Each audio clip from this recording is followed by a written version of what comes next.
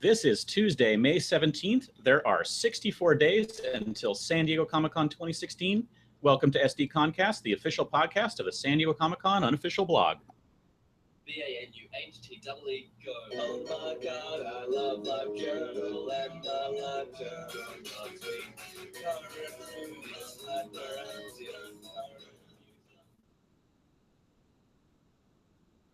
Good evening. I am your host, James Riley. Joining me on the podcast tonight, Carrie Dixon. Caution, currently cantankerous. A little less cantankerous at the moment, but you can never tell with me. Hey, guys. When you come home and get a chance to relax, the cantankerousness usually goes away a little bit. It's true, though I've actually been home since noon. Shh. Let's carry the story. Don't just carry the story. Okay, fine. All right, so we're gonna get right into the news, which is starting to come at a little bit more of a faster pace than the last Finally, yeah. I mean, we're not into like I would have slit my wrists season, but but yeah, it's starting to come. We got several announcements this week, which is good, and we've got several more coming, which is even better. But before we dive too deep into all of this week's exclusive news and offsites and all that jazz, I kind of wanted to touch base on something that's maybe not even necessarily news. It was announced that Comic-Con International and Lionsgate have been discussing the possibility of basically doing a fandom awards show. And currently, like, it's not for sure it's going to happen. Nothing's for sure. Basically, all that David Glanzer told a couple of outlets was discussions are ongoing, and discussions have gone further with Lionsgate than they have with anybody else who's broached the subject in the past. That's pretty much where we stand on this, which is PR speak for who knows. But you and I were talking about this, and I think it's a really interesting prospect, mostly for what it potentially means. And I know you have a very specific theory. What it means? You're going to have to remind me because it's been a week since we... Yeah, you just think that Comic-Con International is So Comic-Con has grown over the years. But what has grown a lot is the Comic-Con campus, outside Comic-Con, all of those things. And so those things are all not directly under CCI's control. There's a lot of things that they have their hand in, like the Petco Interactive Zone, where you have to have a badge to get in, so it's technically Comic-Con approved. But there's a lot of things that are not. And it feels like with this, and if you add in Comic-Con HQ, which is going to be airing panels at a later date, it feels like Comic-Con is bringing stuff back in-house. If this happens and we have Comic-Con HQ, and if anything else happens that kind of brings things that are existing currently under Comic-Con's control, that feels like what Comic-Con is doing is they're making sure that everything is theirs, at least in partnership.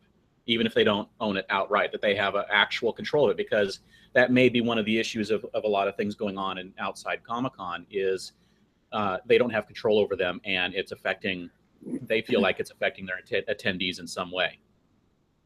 And if you're wondering like what offsite events they do approve of, basically Comic-Con International every year posts a list of like, here's some various offsites. So things like the Nintendo Lounge and the Xbox Lounge, and even the HBO Game of Thrones offsite or the FX stuff. Like, they've got really good relationships with those companies. They always post about those offsites, but obviously there's hundreds of offsites, and not all of those, like you said, are officially sanctioned. Comic-Con International would probably love for some of those to go away. And I agree. I think that if the Fandom Awards happen, and especially MTV has not announced anything about this year's Fandom Awards, which is very unusual. Like, even back when it was just Party in the Park without the Fandom Awards, usually by now we'd have heard something. Right. So did they tell them? I mean, because we had a Fandom Awards, is it just we're going to have 2 Fandom Awards if they do it? Are they moving it? Are they going to partner with MTV and Lionsgate? I mean, what's going to happen? I guess we'll just have to wait and see. I suspect it's more them trying to edge MTV out of that particular aspect, but we'll see. What are your thoughts? Like, would you like to see a CCI Fandom Awards? Sure, why not? I mean, we technically already have one. It's called the Eisners. Yeah, but it's an award show. I mean, it's not a fandom award show. Right. Let's talk about the difference real quick. So obviously the Eisners have been around for a very long time. They're very prestigious. I can give you the very good example. It's the Oscars versus the People's Choice.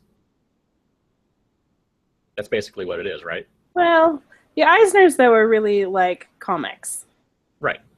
And what it sounded like this show was going to be was more like celebrity presenters, like for, again, Fandom Awards. So stuff like favorite TV show or favorite movie, stuff like that. But yeah, it would basically be like the People's Choice Awards. Right. So very different. It would be fun and it would be pretty cool if it was something that a significant number of guests appearing at Comic-Con during panels were going to. It would possibly allow people to have another chance to see them if they don't want to do the necessary time commitment to get into Hall H for one panel. They can go to the Fandom Awards and see people for a minute from all these different panels. You know, it'd be a trade-off of time of seeing a person versus being able to see them at all. I am much less enthusiastic than you are. I feel, look, if this is coming from a genuine place, then I am all for it. If this is truly coming from what you think and what I think, which is basically them trying to bring things in-house, I feel like this is a mistake because the thing that makes the MTV Fandom Awards fun at Comic-Con is not the Fandom Awards. Like, the MTV has been in Petco longer than the Fandom Awards have been around, and the things that make Party in the Park fun are like that it's outside, that there's food, that there's drinks, that there's carnival rides, stuff like that. Like, that's not stuff that CCI would be doing. They're not gonna throw a Ferris wheel up at the sales pavilion, you know? So to me, like, when you start stripping away the stuff that makes it fun, like, what's the point? It's an awards show. It is, but I feel like you're taking away so much from the current experience. So like I said, if it's truly coming from a genuine place of like, we want to honor this stuff, we've always wanted to honor this stuff, we just haven't found the platform, that's fine. If it's more than like trying to bring it in-house from MTV to stop MTV from doing it, MTV was already doing a great job, and CCI is not going to do a better job, in my opinion. Right. Okay. So that's my opinion. If you have a different one, feel free to either tweet us, or you can also always comment in the chat room here on Google Plus if you're watching live. And M. Nelson made a comment and said, an award show would be a great way for genre stars to appear, even if their shows or movies have nothing new to support. And that's true as well. We could then see some additional... The only problem with that is most people don't show up at Comic-Con unless they do have something to promote. Yeah, but I think... people you're going to get is a few people who show up for things like Nerd HQ. Well, but I think he's saying, though, like, potentially with an award show, like, they might bring in other people because obviously, like, other people would be nominated or presenting or things like that. Yeah. Like, I think... Yeah, it would be a good way, you know, to get to see someone after the fact. Like, if you're not going to get another Captain America movie for 2 years and they skipped Comic-Con the year before it was coming out, it'd be a great way to have Captain America show up if they won Best Movie. Yep. That kind of thing. So, yes. That would be cool. But you still want to see him for a minute. Yeah. And then LeVar Lacey said, why do we have a Fandom Award show? That is a great question, and that question should be directed to either MTV, who is the one who has done the Fandom Awards in the past, or Comic-Con International. who is possibly thinking of doing one. Who is possibly thinking of doing it. And as Jonathan said, I attended 2 years ago, and he means Party in the Park, and it was because of Linkin Park. I doubt SDCC can get Linkin Park to perform or get any big name artist to perform. MTV has that thought. Yeah, and again, like, that's not the kind of thing that would happen inside the convention center. That, to me, is like what made that event fun, is like all the outside stuff. Like, I've been every year, and I go for the food and the atmosphere. I don't go to, like, see what won best kiss, you know? Like, I could care less. So, M. Nelson said the convention doesn't have a room big enough to support a Fandom Awards. It would have to be somewhere that more than Hall H can fit. Everyone would want to go if it was done right. If it was done right, yeah, but I mean, the Eisners are over in Indigo Ballroom, right? Yes. I don't necessarily think it would be too much bigger than Hall H. And what do where you think? put it? I mean, and also not just where do you put it, but when do you put it? Because Friday is the Eisners and Saturday is the Masquerade. Masquerade. Where do you put it? I mean, Thursday for Fandom Awards? That does feel a little bit odd, doesn't it? Sunday when everyone's gone? You know, at 5 o'clock. You can't hold it after that. So yeah, it maybe if you hold it on Saturday, you divide the crowd and you have a massive crowd in Hall H for WBTV Saturday night. You have a massive crowd in the Ballroom 20 for the Masquerade, and then you go hold it at Petco. Maybe. You have a massive crowd there, and you have basically everyone with a ticket showing up at one of 3 events. Could be the way of the future. But shall we move on to our actual news? Yes, let's move on to actual news. Well, not rumor news, right? So first up is NECA announced another exclusive, and it's a Predator, which I think they do a Predator pretty much every year. Yeah, they do. This year's is Cloaked Scar with Temple Hologram. The hologram will be removable. You can put it on other Predators from the line. And there is no information on pricing or availability or anything like that. So once we get that, we'll update the site, and you'll be able to get it. It looks really cool. It does, actually, and a lot of people are really excited about this. And I'm really glad. NECA last year, they, instead of doing like SDCC exclusives, they really did more convention exclusives, and they made them available like in a lot of places. Don't quote me on this, but I think that they were also at like Toys R Us. Yeah. And so when it was that available, people just weren't super excited because it loses some of its exclusivity. But this year they've said their exclusives are basically only going to be available at the convention or with some really limited availability day of online. So I think NECA's exclusives are going to get a little bit of their luster back. I think they're going to be a little bit harder to get this year. Their stuff looks pretty good this year. And yeah, the first two, a Newt and this Predator, I mean, they're off to a really good start this year for their exclusives. Yeah, I agree. And someone else who is off to a pretty good start to their exclusives is Mattel. So Mattel and Hasbro are basically the two biggest exclusive companies at San Diego Comic-Con, give or take a Funko.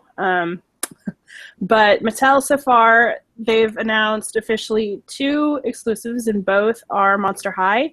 The first one is a 2-pack, which is Rebecca Steam and her father Hezekiah Steam. And I actually think this set looks pretty cool. Like, I'm not going to buy it, but I think it looks pretty cool. I'm not really a fan of the Monsters Highs and all that, but the toys. But you know what? Compared to like the last couple years, I think this is the best 2-pack that they've had in quite a while. So the Monster High stuff always sells pretty well, so I think that's going to be relatively popular. And then the other exclusive that we got is Frankie Stein is basically going to be getting a Ghostbusters makeover. It's basically just her dressed up as a female Ghostbusters, like in the new movie. It looks pretty cool. It looks like she might come with a little mini Slimer. There's no pricing on either of those yet, and unfortunately there's also no date yet announced for the pre-sale, which the last couple of years the way that it's worked is basically you prepay online, they send you a voucher, you take the voucher, you stand in line at the convention, and you use that voucher to pick up your exclusives. Exciting. Very, very exciting. You made it sound so exciting. You stand in line.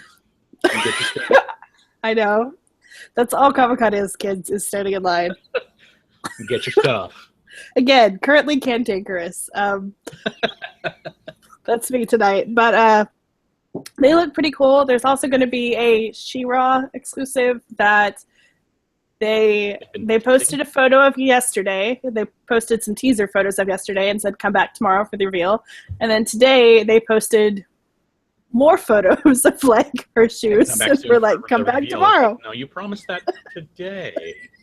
I know. So hope maybe it'll be tomorrow, or maybe tomorrow we'll get a third outfit change and more shoes. And I don't know. Maybe Friday we'll get the reveal Friday. Maybe. But those are Mattel's exclusives currently. There's going to be a ton more. There's always an Ever After doll. There's always a bunch of Transformers, G.I. Joe. Oh, that's Mattel. That's Hasbro. Oops. I was like, what? Transformers? Yeah. How often do I collect these, right? I think I got a Star Wars toy once. There's always like Hot Wheels. There's always stuff like that. Oh, yeah, Hot Wheels.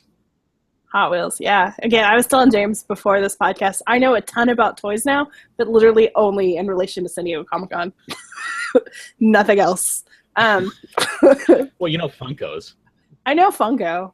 Yeah. But mostly the San Diego Comic-Con.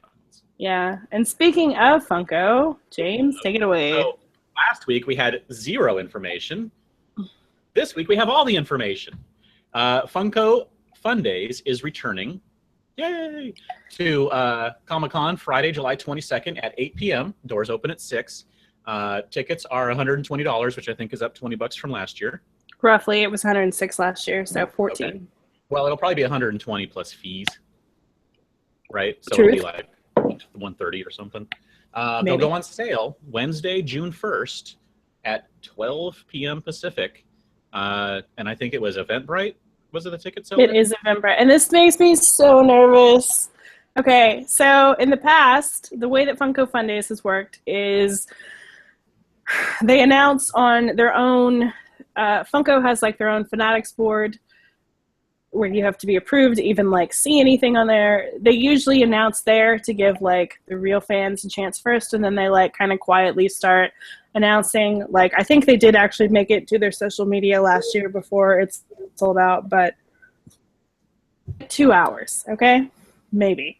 Yeah. So that was all a very quiet kind of announcement. This, they're giving people like 3 weeks notice. They've only gotten more popular since last year. This makes me so nervous. I'm like, is this gonna be like a bloodbath? I don't know. Who knows? I don't know either. I think the ticket price is going to deter some people who would be like, True. I want to go to that, and then see the ticket price. And we're like, maybe not. True. And it's on Friday night, which will, a lot of people have things to do, other things they can't necessarily plan this far in advance for what they're going to do. So I think you're still going to get a lot of Funko fans are the ones who are mainly going to do this. I don't think you're going to get very many people who are like, hey, let me check that out kind of people.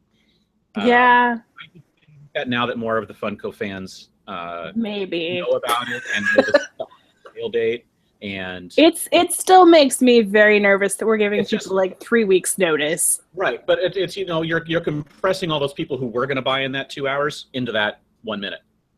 We'll see. And but the point is, if you want to buy these, be on Eventbrite site June 1st, 12 p.m. Pacific time on the dot. Yeah. And I went last year, and it was I liked it. It was fun days. I actually really liked it, but they wouldn't let me they wouldn't let me include this line last year in the review. And by them, I mean like the people on our blog were like, no, you can't include that. But literally 2 separate people at the event turned to me and said, have you seen that documentary on Scientology? This is like that.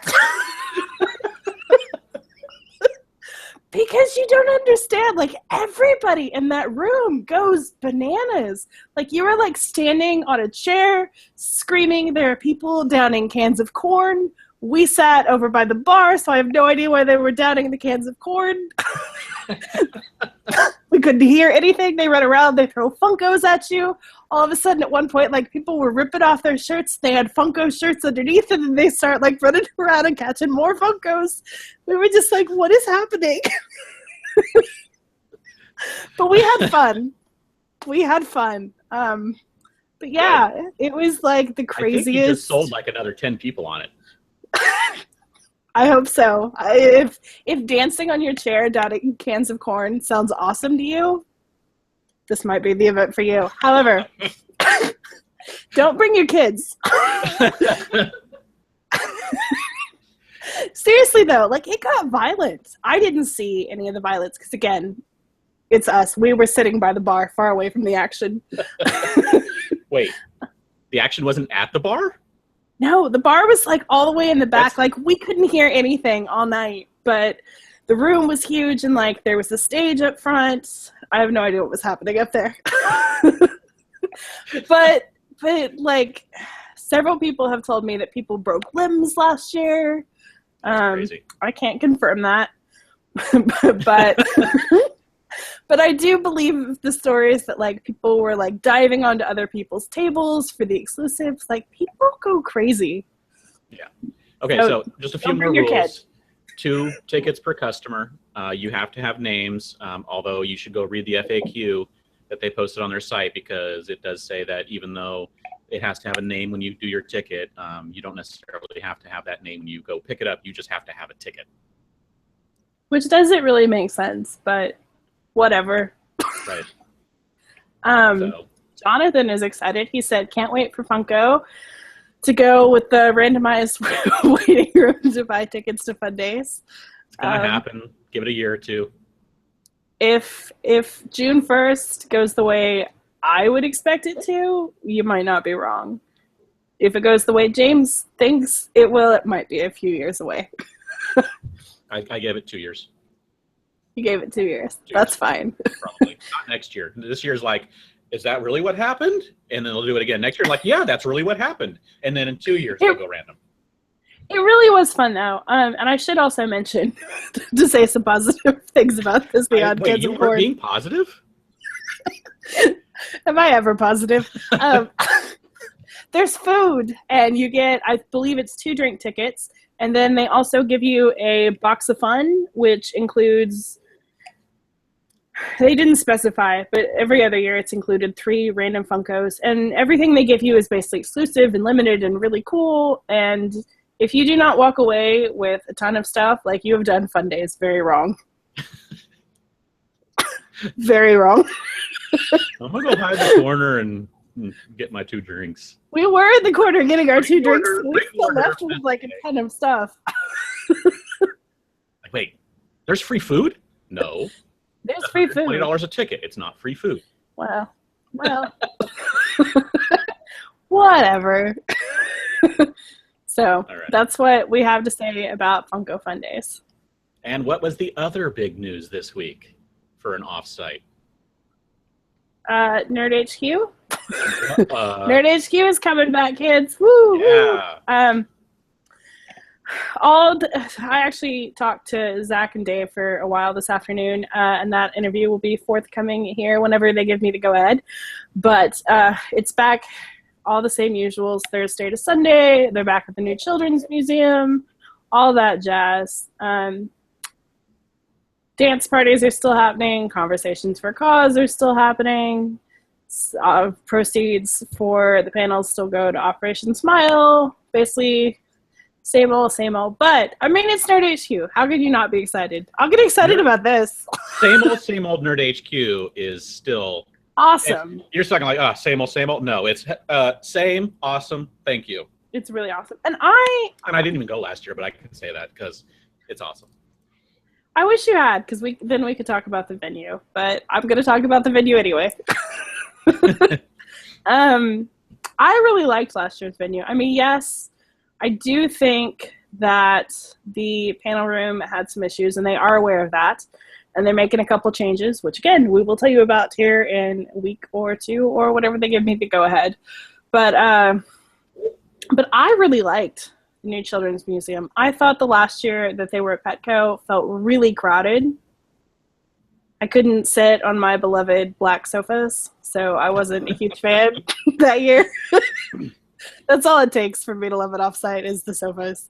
But last year I could sit on the sofas, so I was very happy. They brought in extra sofas for Carrie. They did. So it was just a really nice space. And the cool thing is also that the new Children's Museum is nonprofit, which they're all about that. So it's a good fit. Yeah. So look for more details soon. Right now, it's just the announcement. Yep. And we'll have all the details and that interview coming up soon-ish. As they're ready. Yep, soonish. That is the motto of the day, soonish.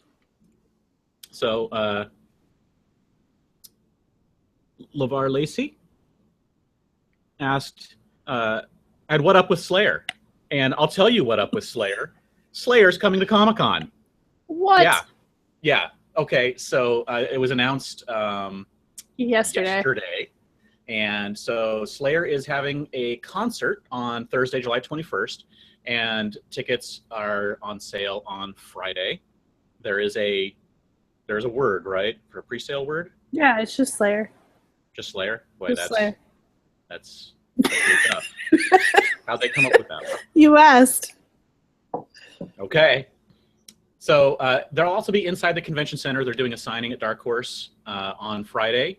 And then again at Nuclear Blast Records booth inside the convention center on the same day. So if you want to see Slayer perform, that's Thursday. If you want to get an autograph from Slayer, that's Friday. So it's cool. Yeah, Slayer's coming to Comic-Con. You know, people are really excited about this. Like, way more excited. When I was writing this article, I was like, why am I writing this article?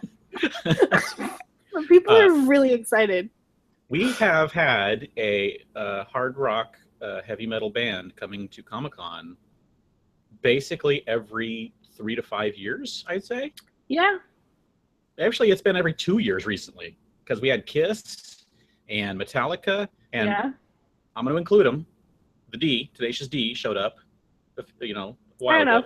Fair enough. So we're having a lot of heavy metal going on, and it's actually pretty cool because it's not something you would normally expect. So. Nope.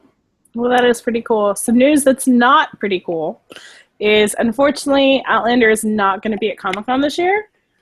The author, Diana Gabaldon, she announced that she told a fan that last night, early this morning, somewhere in between those two things, that unfortunately Outlander is not coming to Comic-Con. She said it was because everyone is otherwise engaged, but the other producers, Meryl Davis, kind of clarified a little bit on Twitter and basically said what I think is the more likely reason. So, for those that are somehow unaware, Comic-Con is basically a business, okay? Like, you don't go to Comic-Con unless you were there to promote something. And unfortunately, in the case of Outlander, their second season is going to wrap on July 2nd, and they haven't officially been picked up for a third season yet. And so even if, let's say, between now and Comic-Con they are picked up for a third season, they're not going to have filmed anything. They're going to be like knee deep in pre-production. They're not going to have anything to show fans because they'll have aired the whole second season. So it just doesn't really make sense for the series to come this year. Right. And none of that has any bearing on like whether or not it gets renewed. None of it means anything at all related to that. And unfortunately, that's just kind of the business of Comic-Con. Yeah. And it's why things don't show up. Some things show up other years. It's all timing. Yep. Unless but Game of I Thrones, wouldn't. Apparently. Well, I mean, there are exceptions. But yeah, in this case, I don't think it makes sense. But I wouldn't count Stars out. I have a pretty strong feeling that they're going to be there this year to promote American Gods, which is, it's based on the Neil Gaiman book. Brian Fuller is executive producing it, and he's going to have another little series about Star Trek that's more than likely going to be there. It is the year of Star Trek at the convention thus far. I think we'll also probably see Ash versus Evil Dead back at the con. So I think Stars will still be there. It's just unfortunately not a good year for Outlander. But isn't no, thinking about something else. So that was a great story, James. Thank you. Let's go to the actual story. We'll skip over that one. So the latest exclusive news came just this afternoon. Monogram International on figures.com announced the Harry Potter Hedwig mug set, which is limited to 500 pieces and will come with a Hedwig mug and a gold pewter lapel pin of Hogwarts crest. I don't know. I don't see any other details except for the price, so just plan to pick it up at Comic-Con, it looks like. Yeah, I don't. Hopefully tomorrow I'll find out their booth number, but I will let you guys know. But somebody was asking earlier, Monogram's exclusives aren't that hard to pick up. I think they do sell out of a couple things every year, but you shouldn't really have an issue making it over there to pick something like this up. And they've gotten relatively popular, though, in the last couple of years. They always have some pretty cool stuff. Like, they had some real cute little, like, plush Marvel keychains last year that I thought were real cute. They've got some cool stuff. So they'll keep announcing some exclusives as we get closer. Entertainment Earth is going to kick off their exclusives, I believe, May 30th. It's close to that date, if not. 31st, 30th, something like that. Yeah, one of those two. End of the month. End of the month. So we're going to start getting into a lot more exclusive announcements here pretty soon. Usually by now, we've also had Hasbro's Star Wars figure, and I keep waiting for that, and I'm really kind of shocked that we haven't seen it yet. There was a post I saw recently on, I think it was Making Star Wars. I didn't read it, but a lot of the Rogue One names of ships and things were released or revealed or found out. So I can expect that since we're likely, I think it was pretty much a given that we're getting a Rogue One exclusive reveal, at least at Comic-Con. It is. They announced that at Toy Fair. Then I would expect that they were probably just waiting for the right time to reveal which it was, because maybe there's some kind of marketing plan for the Rogue One stuff and they couldn't reveal it too early. Because, you know, the Force Awakens one last year was a Stormtrooper. And so it wasn't exactly... top secret. Yeah, it wasn't like major news that there was going to be a Stormtrooper in Force Awakens. So true. They could reveal that one earlier. But we'll see if it's going to be an actual character from Rogue One or something like that. Hopefully, because it'll be cool. It usually is. They always do a Black Series figure, so I think it'll be another something like that. But we should start getting some more stuff from Hasbro here pretty soon. Mattel obviously has started their announcements, so we've got the ball rolling now, and it just kind of snowballs out from here as far as news goes. The other big thing that we did this week is every year we look at what movies we think have pretty strong potential to be at San Diego Comic-Con, as well as what movies do not. So, like, 20th Century Fox has already said they're not going to be there, so unfortunately... Except the one movie that is more or less confirmed at this point is, drumroll please, Trolls. So that Wrap report from a couple weeks ago that announced the news that Fox wasn't going to be there also said that Fox would be represented by smaller events like their DreamWorks Animation Collaboration Trolls. So yeah, that's pretty much the only thing we've confirmed at this point. So it's all speculation, but we try to base it in business and what makes sense, that kind of thing. So you can go through and read our thoughts on why we think something will or won't be there. And then when we get closer to the convention, either in like late to mid to late June or early July, we'll be talking with Jermaine from IO9, who we adore. He will basically tell us whether we were right or wrong. Yeah, pretty much. That's what that'll be. Or he will heavily hint whether we were right or wrong, since he can't actually say. Yes. Yes. But that's honestly always one of my very favorite podcasts that we do all year. So tune into that. And then you can look for probably, I don't know, Friday or next week, you can look for the start of our TV shows of San Diego Comic-Con, which is where we look at both the broadcast and the cable TV shows that we think are going to be there. Yep. So what else? Should we take some questions real quick? Yeah. Answer a few of those. All right. M. Nelson. Right at you. M. Nelson says, this is the first time that the Monster High dolls have been previously released characters. Normally they are minor characters. Yep, you are correct. The question is whether or not that's going to affect sales. I will say that I think more people seem excited by the 2-pack than by Frankie Stein, but that might just be my impression. If you have a favorite, feel free to let us know. And then Mike Nelson also asked, did you see Zach in She Loves Me while you were in New York? No, I did not, because I failed. And you know what was sad? Literally, it was Sunday afternoon. We went to Coney Island, but it rained on us, and they were like, we're not staying open. You two are like the only people here. Not kidding. They said this to us. So we left.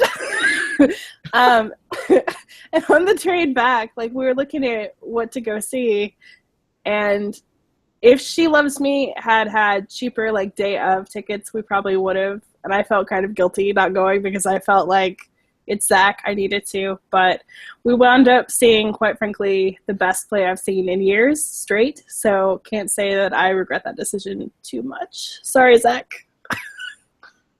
You get to see him again some other day. I know. No big deal.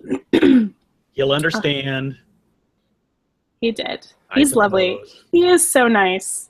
Like, you guys don't even understand, like, how nice that guy is. All right. Junior Weinsel said, since Walking Dead won't be Petco with the obstacle course, do you think anything will take over that spot? If so, what do you think will take over it? There is a possibility that we could get the Walking Dead experience. What that is basically a stripped down version of the obstacle course without the obstacles. If that makes any sense at all. Not really. No, you can go Google it. Go Google the Walking Dead experience. I don't know for sure if that's coming, but I know that they were looking into it. If that doesn't happen, I don't know what else is going to fill that particular area. I do know that on the other side, where Nerdist and Geek and Sundry were, I believe they're going to be back there as well, because one of the producers said, hey, we're going to be back there. My reasoning is spot on here, right? Yep. So, yep. On Twitter, Super FF7 fan Alberto said about Funko Fundays, I have a feeling the website will crash. I don't think Eventbrite can handle another SDCC open reg style. Maybe. We'll see. June 1st. I'm really hoping it's not that bad.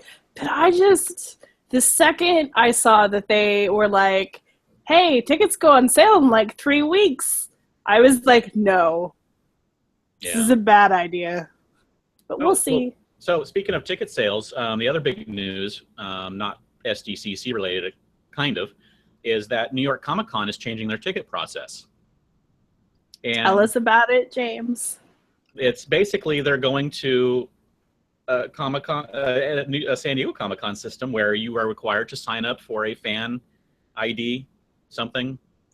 Fan verification is what they're calling it, but it's essentially a member ID, yeah. Right, and you have to sign up because they won't sell you a ticket without one. And they are getting rid of their VIP levels, so it's just going to be straight tickets. You buy a ticket, you go. Yep. And so it's basically Comic-Con style, San Diego Comic-Con style. And I think this is great news all the way around. The main reason they're doing it is the main reason why it is great news is just because this is going to cut down tremendously on scalpers. Because the way that it's worked in the past is you can go and you can buy however many tickets for New York Comic Con that you want. There's no names printed on them. There's no nothing. It's just a badge. So people sell those on eBay all the time, on Craigslist, like all the time. So the way that it's going to work, like you said, is you not only have to sign up for a fan verification ID for yourself, but for anybody else who you are purchasing for, unless they're a child. So again, I think that's going to cut down tremendously on scalpers, which is a great idea.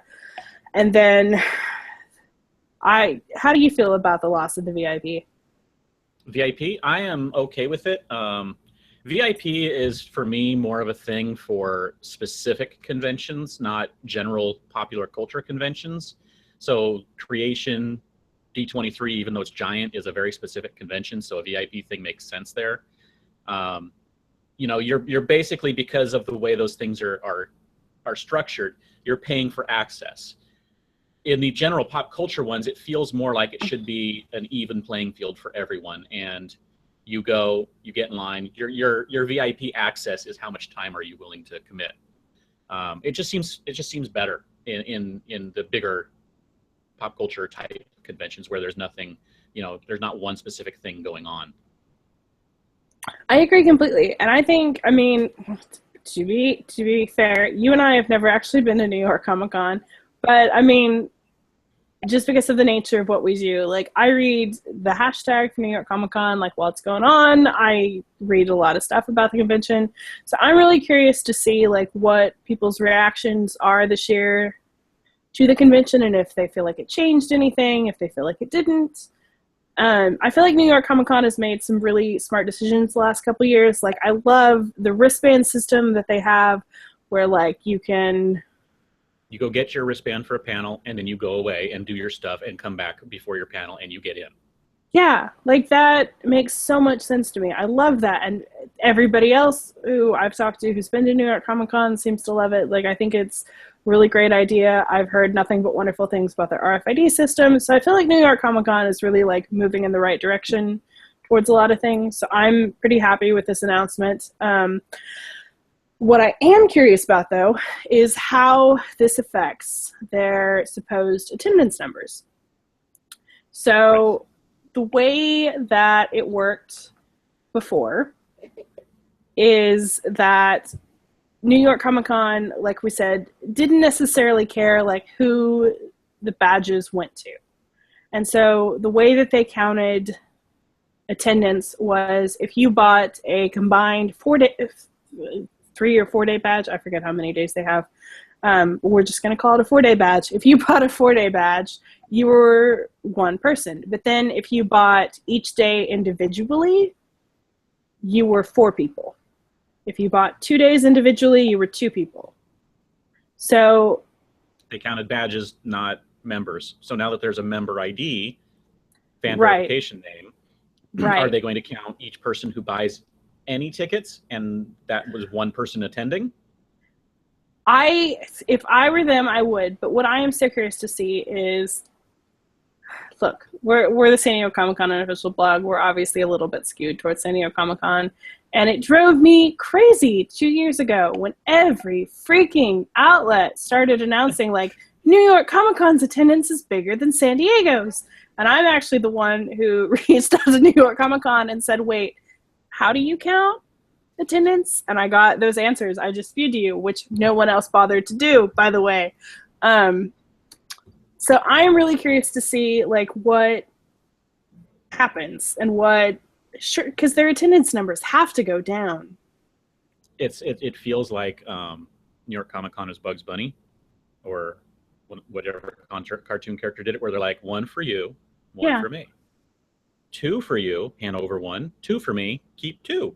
And I totally get like why they counted badges the way they did before, because there was no way to like parse that data. So I totally get that.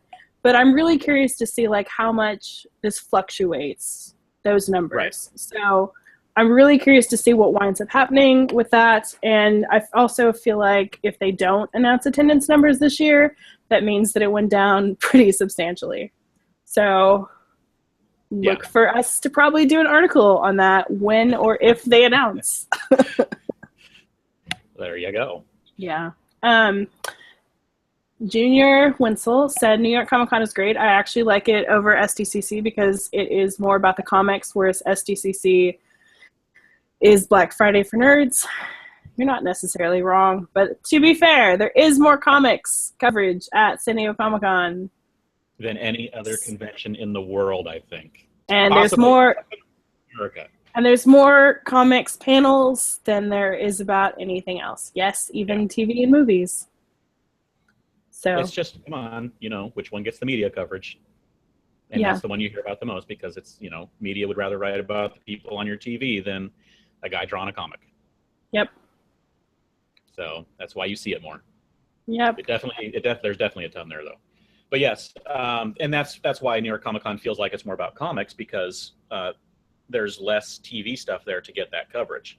So the comics coverage brings it up more. Yeah, I agree.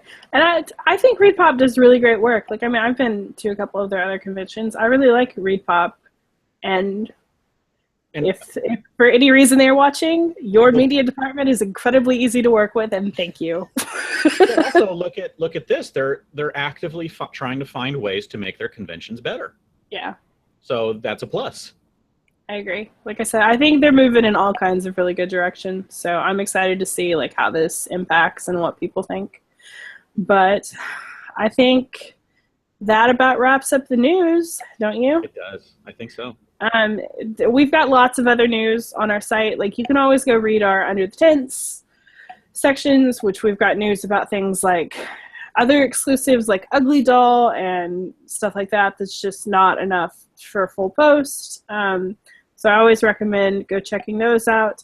And then, as always, don't forget that our Enchantment Under the SDCC party is back at Henry's Pub on preview night. This year, the event is free to attend again, but it's not open bar, so you will be buying your own drinks. And it's first come, first served, so you might plan on getting there a little bit early. We are also teaming up with Uber again this year for $20 off your first ride. The code is SDCCUblog. Check it out, get the app, and if you need a ride at Comic-Con, it's the way to go. It really is. Uber was awesome last year. I think I even used our own code last year. I did too. I think it's still the only time I've actually used Uber. That's that. I use Uber all the time. But anyway, sorry. So you can also sign up for our newsletter. The link is in the show notes. Like I said, we've got lots of other news on our site. You can check it all out at sdccblog.com. Thank you all for joining us. We'll be here every week, so join us every week, bringing news, opinions, special guests, and your questions answered. Carrie, where can we find your work on the internet? You can find me on Twitter at Carrie Dixon. You can also find me all over our site. And James, where can we find more of your work on the internet? I am all over the internet at Dan Riegel, and you can check out geekshotphoto.com for the links to all of the photos that my wife and I take.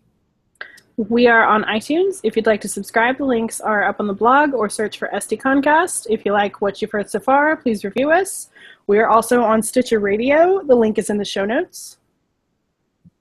If you want to get a hold of us, you can send us an email at sdcomiccon.blog@gmail.com. Find us on Facebook at facebook.com/sdconblog, or tweet us at sd_comic_con. Thank you all for listening, everybody. Go shawarma. Cranky.